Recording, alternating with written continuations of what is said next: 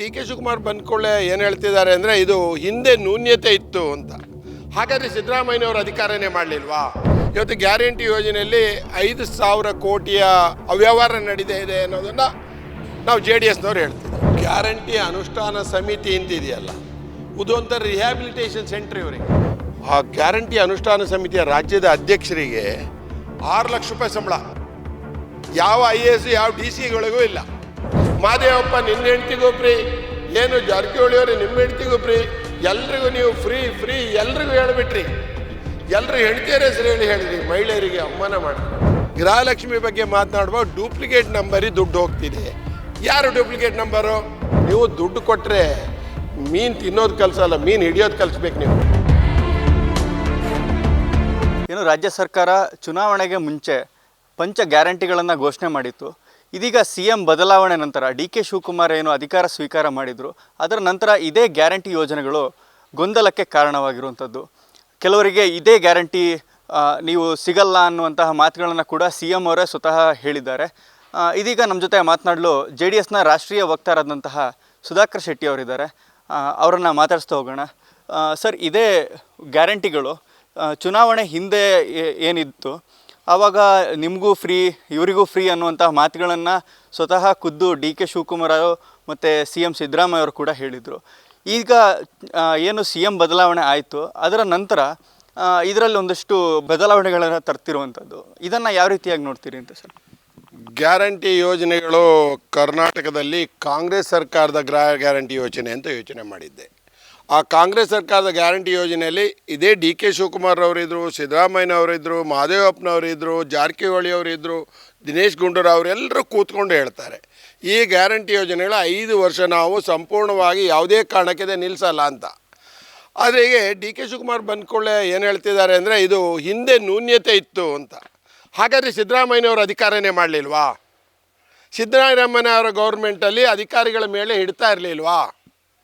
ಸಿದ್ದರಾಮಯ್ಯನವರ ಗೌರ್ಮೆಂಟಲ್ಲಿ ಈ ನಡೆದಿರುವಂಥ ಎಲ್ಲ ಏನು ನ್ಯೂನ್ಯತೆಗಳು ಅಥವಾ ಈ ಮೋಸಗಳು, ಇವತ್ತು ಗ್ಯಾರಂಟಿ ಯೋಜನೆಯಲ್ಲಿ 5,000 ಕೋಟಿಯ ಅವ್ಯವಹಾರ ನಡೀತಾ ಇದೆ ಅನ್ನೋದನ್ನು ನಾವು JDSನವ್ರು ಹೇಳ್ತಿದ್ದೀವಿ. ಕುಮಾರಣ್ಣ ಹೇಳಿದ್ರೆ ನಾನು ಹೇಳ್ದಾಗಂತೆ, ನಾನು ಅವರು ಹೇಳ್ದೇನೆ ನಾನು ಮಾತಾಡೋದು. ಹಾಗಿರುವಾಗ ಹೇಗೆ ಅಂದರೆ ನಿಮ್ಮದು 3 ತಿಂಗಳಿಂದನೂ ನಿಮ್ಮ ದುಡ್ಡನ್ನೇ ಕೊಟ್ಟಿಲ್ಲ. ಕೆಲವು ಕಡೆ 1 ವರ್ಷಗಟ್ಟಲೆ ಕೊಟ್ಟಿಲ್ಲ, ಕೆಲವರಿಗೆ 6 ತಿಂಗಳು ಮಾತ್ರ ಕೊಟ್ಟಿದ್ದೀರಿ. ಆ ಹಣ ಎಲ್ಲಿ ಹೋಯಿತು ಅಂತ ಕೇಳ್ತಾ ಇದ್ದೀವಿ ನಾವು. ಮುಖ್ಯಮಂತ್ರಿಗಳೇ ಒಪ್ಪಿದ್ದಾರೆ, ಈಗ 100 ಕೋಟಿ ಇದರಲ್ಲಿ ಮೋಸ ಆಗಿದೆ, ತನಿಖೆಗೆ ಹಾಕ್ತೀವಿ ಅಂತ. ಹಾಗೆ ಮೊದಲನೇ ಕ್ವಶನು, ಇದುವರೆಗೆ ನಡೆಸಿದಂಥ ಗೌರ್ಮೆಂಟು ಅದ್ರ ಬಗ್ಗೆ ಸೀರಿಯಸ್ ಇರಲಿಲ್ವಾ ಅಥವಾ ಸರ್ಕಾರ ನಡೆಸಲಿಕ್ಕೆ ಹಿಂದಿನವ್ರಿಗೆ ಗೊತ್ತಾಗಿಲ್ವಾ ಅಂತ. ಡಿ ಕೆ ಶಿವಕುಮಾರ್ ಅವರು ಒಳ್ಳೆ ಕೆಲಸ ಮಾಡ್ತಿದ್ದಾರೆ, ಒಳ್ಳೆ ಕೆಲಸ. ಯಾಕಂದರೆ ಕಳ್ಳರನ್ನೆಲ್ಲ ಹಿಡಿತಾರೆ ಅಂದರೆ ಈ ಕಳ್ಳರು ಮೊದಲೇ ಎಲ್ಲಿದ್ದರು? ಅದು ನನ್ನ ಕ್ವಶನ್. ಇದಕ್ಕೆ ಈ ನ್ಯೂನ್ಯತೆಗಳಲ್ಲಿ ಈಗಿನ ಮುಖ್ಯಮಂತ್ರಿಗಳು ಪಾಲುದಾರರಾಗಿದ್ದಾರೆ ಅಂತ ನನ್ನ ಒಂದು ಅನುಮಾನ ಇದು. ಆದರೆ ಇವತ್ತು ಇದನ್ನು ತಡೀತಾ ಇದ್ದಾರೆ. ಇವತ್ತೇನು ಉದ್ದೇಶ ಏನು ಗೊತ್ತಿದೆ ಅವರಿಗೆ, ಸರ್ಕಾರ ನಡೆಸಲಿಕ್ಕೆ ಕಷ್ಟ ಇದೆ. 55,000 ಕೋಟಿ ಆದಾಯ ಇಲ್ಲದೆ ನಾವು ಪ್ರತಿದಿನ ಕೇಂದ್ರ ಸರ್ಕಾರನ ಬೈಕೊಂಡೇ 3 ವರ್ಷ ತಳ್ಳಿಬಿಟ್ಟಿದ್ದಾರೆ ಹಿಂದಿನ ಸರ್ಕಾರ ಅಲ್ಲ, ಕಾಂಗ್ರೆಸ್ ಸರ್ಕಾರದವರು. ಇವತ್ತು ಗ್ಯಾರಂಟಿ ಯೋಜನೆ ನ್ಯೂನ್ಯತೆಗಳ ಬಗ್ಗೆ ಮಾತನಾಡ್ತಿದ್ದೀರಿ. ಇದು ಬಹುದೊಡ್ಡ ಹಗರಣ. ಗ್ಯಾರಂಟಿ ಯೋಜನೆ ಎನ್ನುವಂಥದ್ದೇ ಒಂದು ಹಗರಣ. ಈ ಹಗರಣದಲ್ಲಿ ಯಾರ್ಯಾರು ಪಾಲುದಾರಿದ್ದಾರೆ ನನಗೆ ಬೇಕಾಗಿದೆ. ಸರ್, ಒಂದು ಕಡೆ ಗ್ಯಾರಂಟಿ ಯೋಜನೆಗಳನ್ನು ಮಾಡಬೇಕಾದ್ರೆ ಅದರ ಜೊತೆಗೆ ಗ್ಯಾರಂಟಿ ಅನುಷ್ಠಾನ ಸಮಿತಿ ಅಂತ ತಾಲೂಕು ಮಟ್ಟದಲ್ಲಿ ಕೂಡ ರಚನೆ ಆಗಿತ್ತು. ಇದಕ್ಕೆ ಅಧ್ಯಕ್ಷರು ಸದಸ್ಯರು ಕೂಡ ಇರುವಂಥದ್ದು. ಇಷ್ಟಾದರೂ ಕೂಡ ಎಲ್ಲಿ ಇದು ಫೇಲ್ಯೂರ್ ಆಯಿತು ಮತ್ತು ಎಲ್ಲಿ ಇದರ ಒಳಗಡೆ ಇದು ದುಡ್ಡು ಹೊಡೆಯುವಂಥ ಕೆಲಸಗಳಾಗಿದೆ ಅನ್ನುವಂಥದ್ದು ನಿಮ್ಗೆ ಅನಿಸುತ್ತೆ ಸರ್?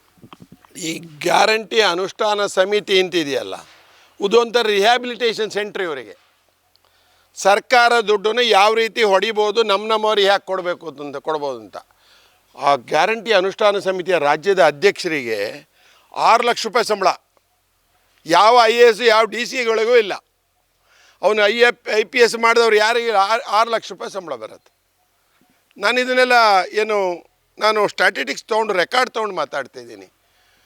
ಒಬ್ಬ ಜಿಲ್ಲಾ ಅಧ್ಯಕ್ಷನಿಗೆ 40,000 ರೂಪಾಯಿ ಸಂಬಳ, ಒಬ್ಬ ಬೆಂಗಳೂರಿನ BBMP ಅಧ್ಯಕ್ಷನಿಗೆ 40,000 ರೂಪಾಯಿ ಸಂಬಳ, ತಾಲೂಕು ಅಧ್ಯಕ್ಷನಿಗೆ 25,000 ರೂಪಾಯಿ ಸಂಬಳ, ಉಪಾಧ್ಯಕ್ಷರಿಗೆ 10,000 ರೂಪಾಯಿ ಸಂಬಳ.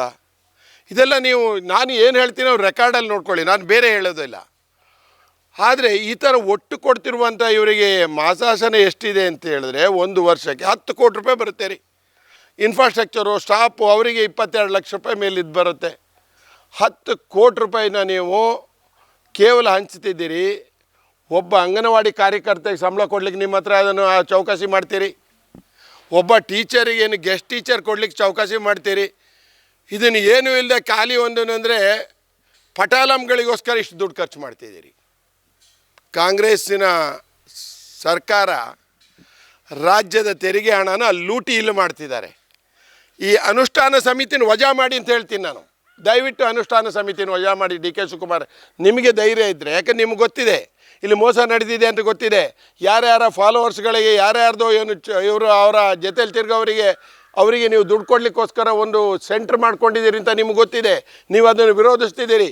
ಅನುಷ್ಠಾನ ಸಮಿತಿನ ವಜಾಗೊಳಿಸಿ ಅಂತ ಮೊದಲು ಹೇಳ್ತೇನೆ ನಾನು. ಇಷ್ಟು ದೊಡ್ಡ ವ್ಯವಸ್ಥೆಯಲ್ಲಿ ಪ್ರತಿ ಅನುಷ್ಠಾನ ಸಮಿತಿ ಸದಸ್ಯರು 2 ತಿಂಗಳಿಗೆ ಒಂದು ಸಾರಿ ಅವ್ರು ಮೀಟಿಂಗ್ ಮಾಡ್ತೀವಿ ಅಂತೇಳಿ ಅವರಿಗೆ 2400 ರೂಪಾಯಿ, ತಿಂಗಳಿಗೆ 1000 ರೂಪಾಯಿ ಅವ್ರಿಗೆ ಭತ್ಯೆ ಕೊಡ್ತೀರಿ. 10,000 ರೂಪಾಯಿ ಅಡುಗೆ ಮಾಡುವಂಥ ಏನು ಅಂಗನವಾಡಿಲಿ ಕೆಲಸ ಕೂಲಿ ಮಾಡೋರಿಗೆ 4,000 ರೂಪಾಯಿ ಸಂಬಳ ಕೊಡ್ತೀರಿ. ಅಡುಗೆ ಮಾಡೋರಿಗೆ ಅವ್ರಿಗೆ 10,000 ಮಾಡಿಯಪ್ಪ. ನಿಮ್ಗೆ ಬಡವರಾದರೂ ಒಪ್ಕೊಳ್ತಾರೆ, ಕೂಲಿ ಮಾಡೋರು ಒಪ್ಕೊಳ್ತಾರೆ. ಆ 10 ಕೋಟಿನ ಈ ರಸ್ತೆ ಇದೆಯಲ್ಲ, ಸಣ್ಣ ಸಣ್ಣ ರಸ್ತೆ ಕೊಡಿ, ನಿಮ್ಮನ್ನು ಜನ ಒಪ್ಕೊಳ್ತಾರೆ. ಈ ಗ್ಯಾರಂಟಿ ಕೊಡಬೇಕಾಗಿರೋದು ಮೂಲಭೂತ ಸೌಕರ್ಯಗಳಿಗೆ, ಅದ್ರ ಬಗ್ಗೆ ಕೊಡಿ. ಇಷ್ಟೂ ದೊಡ್ಡ ಒಂದು ಅವ್ಯವಹಾರ ನಡೀತಾ ಇದೆ. ಈಗ ನೀವು ಹೇಳ್ತಿದ್ದೀರಿ ನಾಳೆ ನಾನು ಯಾರು ಹೆಂಗಸರು ಎಲ್ಲ ಹೆಂಗಸರಿಗೆಲ್ಲ ಅವ್ರಿಗೆ ಕಾರ್ಡ್ ಕೊಡ್ತೀನಿ ಅಂತ. ಅವತ್ತೇನು ಹೇಳಿದ್ರಿ? ಮಾದೇವಪ್ಪ ನಿನ್ನ ಹೆಂಡ್ತಿಗೂ ಫ್ರೀ, ಏನು ಜಾರಕಿಹೊಳಿಯವ್ರೆ ನಿಮ್ಮ ಹೆಂಡ್ತಿಗೂ ಫ್ರೀ, ಎಲ್ರಿಗೂ ನೀವು ಫ್ರೀ ಎಲ್ರಿಗೂ ಹೇಳಿಬಿಟ್ರಿ. ಎಲ್ಲರೂ ಹೆಂಡ್ತಿಯರ ಹೆಸರು ಹೇಳಿದ್ರಿ, ಮಹಿಳೆಯರಿಗೆ ಅವಮಾನ ಮಾಡಿದ್ರಿ. ಇವತ್ತು ನೀವೇನು ಹೇಳ್ತೀರಿ? ನನಗೆ ಅವನು ಹೋಗ್ಬೇಕಾದ್ರೆ ಶಕ್ತಿ ಇದರಲ್ಲಿ ಕಾರ್ಡ್ ಬೇಕು, ಅವರು ಕರ್ನಾಟಕದವ್ರು ಆಗಿದ್ದರೆ ಮಾತ್ರ ಕೊಡ್ತೀವಿ ಅಂತ ಹೇಳ್ತೀರಿ. ಏನು ಡೆಫಿನೇಷನ್ ಅಂತ ಅರ್ಥ ಆಗ್ತಾಯಿಲ್ಲ ನಿಮಗೆ. ನೀವೇ ಹೇಳಿದಿರಿ ಕರ್ನಾಟಕದಲ್ಲಿ ಮಹಿಳೆಯರಿಗೆ ಫ್ರೀ ಅಂತೇಳಿ. ಆ ಮಹಿಳೆಯರಿಗೆ ಫ್ರೀ ಕೊಡುವಂಥ ಶಕ್ತಿ ಯೋಜನೆ ನೀವು ಅಧಿಕಾರದಲ್ಲಿ ಇರುವಷ್ಟು ದಿನ ಕೊಡಬೇಕು.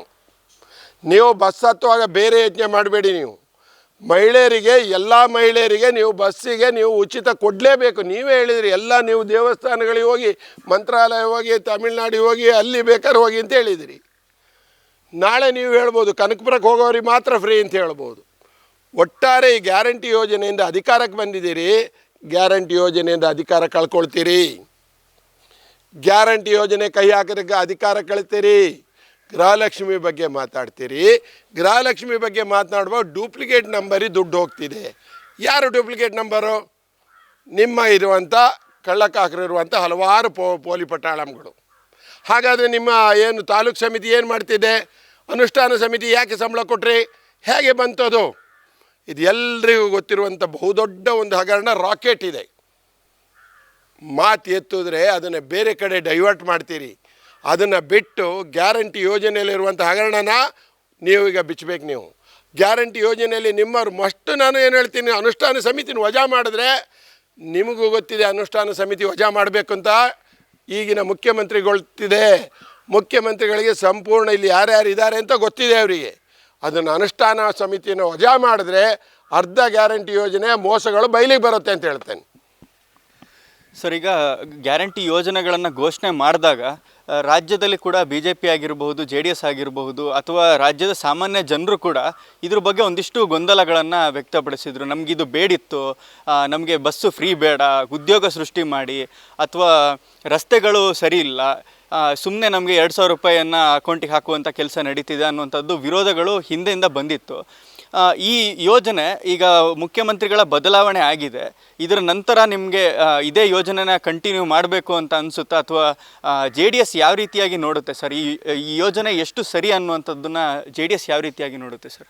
ಈ ಯೋಜನೆ ಹಲವಾರು ಮಲೆನಾಡಲ್ಲಿ ನೋಡ್ತಾ ಇರುವಾಗ ಕೆಲವರು ತಾಯಂದರಿಗೆ ನಿರ್ಗತಿಕರಿದ್ದಾರೆ, ಮಕ್ಕಳು ಹೊರಗಡೆ ಹಾಕಿದ್ದಾರೆ, ಸೊಸೆ ಮಾತಾಡಲ್ಲ. ಅಂಥ ಪರಿಸ್ಥಿತಿಲಿ ಗ್ಯಾರಂಟಿ ಯೋಜನೆಗಳು ಹಲವಾರು ಮಹಿಳೆಯರಿಗೆ ಖಂಡಿತ ಸಹಕಾರಿಯಾಗತ್ತೆ. ಆದರೆ ನೀವೇನು ಮಾಡಿದ್ದೀರಿ ಗ್ಯಾರಂಟಿ ಯೋಜನೆಯಲ್ಲಿ? ನಾನು ಭಾಳ ಗೃಹಲಕ್ಷ್ಮಿ ಯೋಜನೆ ಬಗ್ಗೆ ಯೋಚನೆ ಮಾಡಿದ್ದೇನೆ. ಅವರಿಗೆ ಮನೆಯಲ್ಲಿ ಆದಾಯ ಇದೆ, ಅವರಿಗೆ ಬೇಕಾದಷ್ಟು ವ್ಯವಸ್ಥೆ ಇದೆ, ಅಂಥದ್ರಲ್ಲೂ ಗ್ಯಾರಂಟಿ ಯೋಜನೆನ ಮಿಸ್ಯೂಸ್ ಮಾಡಿದ್ದೀರಿ. ಈ ಗ್ಯಾರಂಟಿ ಯೋಜನೆ ಸಿಗಬೇಕಾಗಿದ್ದು ಯಾರಿಗೆ? ಈಗ ಅಬಲೆಯರಿಗೆ ಸಿಗಬೇಕು ಅಂತ ಗ್ಯಾರಂಟಿ ಯೋಜನೆ ನಂದಾದರೂ ಮನಸ್ಸಿದೆ ಅದರಲ್ಲಿ, ನಾನು ಅದರಲ್ಲಿ ವಿರೋಧ ಇಲ್ಲ. ಆದರೆ ನೀವು ಕೊಡ್ತಿರುವಂಥ ಗ್ಯಾರಂಟಿ ಯೋಜನೆ ರಾಜಕಾರಣಕ್ಕೋಸ್ಕರ ಗ್ಯಾರಂಟಿ ಯೋಜನೆ ಮಾಡಿ, ನಾನು ಗ್ಯಾರಂಟಿ ಯೋಜನೆ ಕೊಡೋದು ನಿಮ್ಮ ಹತ್ರ ಸರ್ಪ್ಲಸ್ ಅಮೌಂಟ್ ಇದ್ದರೆ ಖಂಡಿತ ನಾವು ಅದಕ್ಕೆ ವಿರೋಧ ಇಲ್ಲ. ಆದರೆ ನೀವು ಮಾಡ್ತಿರುವ ಕೆಲಸ ರಾಜ್ಯ ಸರ್ಕಾರಗಳ ಮೂಲಭೂತ ಕರ್ತವ್ಯವೇನು ಅಂತಲೇ ಮರೆತು ಬಿಟ್ಟಿದ್ದೀರಿ. ನಿಮಗೆ ರಸ್ತೆಗಳ ಅಭಿವೃದ್ಧಿ ಬಗ್ಗೆ ಯಾವುದೇ ಒಂದಿದಿಲ್ಲ. ನಿಮ್ಮ ಮನಸ್ಸಲ್ಲಿ NH SHಗಳು ಬಂದರೆ ಸ್ಟೇಟ್ ಹೈವೇಗಳು ನ್ಯಾಷನಲ್ ಹೈವೇಗಳು ಮಾತ್ರ ರಸ್ತೆಗಳಲ್ಲ. ಸಾಮಾನ್ಯ ವರ್ಗ ಮನೆಯಲ್ಲಿ ಮಲಗ್ತಾನಲ್ಲ ಅವನಿಗೆ ರಸ್ತೆ ಸುರಕ್ಷಿತವಾಗಿರಬೇಕು, ಅದು ನಿಮ್ಮಲ್ಲಿಲ್ಲ. ನಮ್ಮಲ್ಲಿರುವಂಥ ವಿದ್ಯಾರ್ಥಿಗಳು ಸುಮಾರು 1.5 ಲಕ್ಷ ಜನ ಏನು ಇವತ್ತು ನಾವು ಇಂಜಿನಿಯರಿಂಗ್ ಮಾಡಿ ಹೋಗ್ತಾರೆ, ಅವರಿಗೆ ಉದ್ಯೋಗನೇ ಇಲ್ಲ. ಡಿಗ್ರಿ ನಮ್ಮಲ್ಲಿ 5 ಲಕ್ಷ ಜನ ಮಾಡ್ತಾರೆ, ಉದ್ಯೋಗನೇ ಇಲ್ಲ. ಎಲ್ಲಿ ಉದ್ಯೋಗ ಸೃಷ್ಟಿ ಮಾಡುವಂಥ ಯೋಜನೆಗಳಿದ್ದಾರೆ? ಆ ಒಂದು ಇನ್ಫ್ರಾಸ್ಟ್ರಕ್ಚರು, ಆ ಒಂದು ಅಟ್ಮಾಸ್ಫಿಯರ್ನ ಕ್ರಿಯೇಟೇ ಮಾಡಿಲ್ಲ. ನೀವು ನೈಬರಿಂಗ್ ಸ್ಟೇಟ್ ನೋಡಿದ್ರೆ ಉದ್ಯೋಗ ಸೃಷ್ಟಿ ಮಾಡುವಂಥ ಯೋಜನೆಗಳಿದೆ. ನೀವು ಗ್ಯಾರಂಟಿ ಕೊಡಬೇಕಾಗಿದ್ದು ಯಾರಿಗೆ? ಇವತ್ತಿನ ಯುವಕರಿಗೆ. ನೀವು ದುಡ್ಡು ಕೊಟ್ಟರೆ ಮೀನು ತಿನ್ನೋದು ಕಲಿಸಲ್ಲ, ಮೀನು ಹಿಡಿಯೋದು ಕಲಿಸ್ಬೇಕು ನೀವು. ಯಾಕೆ? ಇವತ್ತು ದುಡ್ಡು ಕೊಟ್ಟ ಕೂಡಲೇ ಅವನು 2 ವರ್ಷಕ್ಕೆ ಏನು ಮಾಡಲಿಕ್ಕಾಗಲ್ಲ. ಫಸ್ಟ್ ಅವನಿಗೆ ಉದ್ಯೋಗ ಸೃಷ್ಟಿ ಮಾಡಿ. AI ಬಂದಿದೆ, ಇವತ್ತು ಕಂಪ್ಲೀಟ್ ನಾವು ಟ್ರಾನ್ಸ್ಫಾರ್ಮೇಷನಲ್ಲಿದ್ದೀವಿ. ಯುವಕರ ಪರಿಸ್ಥಿತಿ ಇವತ್ತು ಒಂದು ದಿವಸ ಏನು ಮಾಡಬೇಕು ಅನ್ನೋ ಪರಿಸ್ಥಿತಿ ಬಂದಿದೆ. ಇವತ್ತು ಅದಕ್ಕೆ ಯುವಕರಿಗೂ ಫ್ರಸ್ಟ್ರೇಷನಿಗೆ ಬಂದುಬಿಟ್ಟಿದ್ದಾರೆ. ಅದಕ್ಕೆ ಗ್ಯಾರಂಟಿ ಕೊಡಿ, ರಸ್ತೆಗಳ ಬಗ್ಗೆ ಗ್ಯಾರಂಟಿ ಕೊಡಿ, ನೀವು ಬಾವಿಗಳ ಬಗ್ಗೆ ಗ್ಯಾರಂಟಿ ಕೊಡಿ, ಈ ಬಡವನ ಬಗ್ಗೆ ಇರುವಂಥ ಮನೆಗಳ ಬಗ್ಗೆ ಗ್ಯಾರಂಟಿ ಕೊಡಿ. ಇದೆಲ್ಲ ಮೂಲಭೂತ ಸೌಕರ್ಯಗಳ ಗ್ಯಾರಂಟಿಗಳನ್ನು ಮರೆತು ಬಿಟ್ಟು 3 ವರ್ಷ ಆಗಿದೆ. ಅದು ಬಿಟ್ಟು ಓಲೈಕೆ ರಾಜಕಾರಣದಲ್ಲಿ ಅಥವಾ ಈ ಒಡೆದು ಆಳುವ ನೀತಿನಲ್ಲಿ ಕರ್ನಾಟಕ ಸರ್ಕಾರ ಇದುವರೆಗೆ ನಡೆದಿದೆ. ನನಗೆ ಗ್ಯಾರಂಟಿ ನಂಬಿಕೆ ಇದೆ.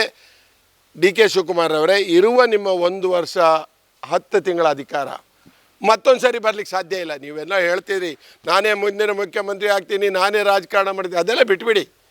ಅದೆಲ್ಲ ಮಾಡ್ಲಿಕ್ಕೆ ನೀವು ಹೇಳ್ತಿರುವ ನಿಮಗೆ ಗೊತ್ತಿದೆ, ಒಬ್ಬರೇ ಓಡಾಡ್ತಿದ್ದೀರಿ, ಬೇರೆ ಯಾರೂ ಅದರ ಬಗ್ಗೆ ಇಲ್ಲ. ಗ್ಯಾರಂಟಿ ಯೋಜನೆಗಳ ಬಗ್ಗೆ ಆಗಲಿ ಹಲವಾರು ವಿಷಯಗಳಲ್ಲಿ ನಿಮ್ಮ ವಿರುದ್ಧವಾಗಿ ನಿಮ್ಮದೇ ಆದ ಸ್ವಪಕ್ಷೀಯರ ಒಂದು ಗುಂಪು ನಡೀತಿದೆ. ಅದನ್ನು ಬಿಟ್ಟು ನೀವು ಗ್ಯಾರಂಟಿ ಯೋಜನೆ ಕೊಡಬೇಕಾದಂಥ ಮೂಲಭೂತ ಸೌಕರ್ಯ ಕೊಡಿ. ಗ್ಯಾರಂಟಿ ಯೋಜನೆಯಲ್ಲಿರುವಂಥ ನ್ಯೂನ್ಯತೆಗಳು, ಅವ್ಯವಹಾರಗಳನ್ನು ಈ ಕೂಡಲೇ ನೀವು ನಿಲ್ಲಿಸಬೇಕು ಅಂತಿದ್ರೆ ಸಂಪೂರ್ಣ ಗ್ಯಾರಂಟಿ ಅನುಷ್ಠಾನ ಸಮಿತಿಯನ್ನು ವಜಾ ಮಾಡಿ ಅಂತ ಹೇಳ್ತೇನೆ. ಇದಿಷ್ಟು ರಾಷ್ಟ್ರೀಯ ವಕ್ತಾರರಾಗಿರುವಂತಹ ಸುಧಾಕರ್ ಶೆಟ್ಟಿ ಅವರು ಹೇಳ್ತಿರುವಂಥದ್ದು. ಈ ರೀತಿಯ ಇನ್ನಷ್ಟು ವಿಡಿಯೋಗಳು ನಿಮಗೆ ಸಿಗಬೇಕೇ?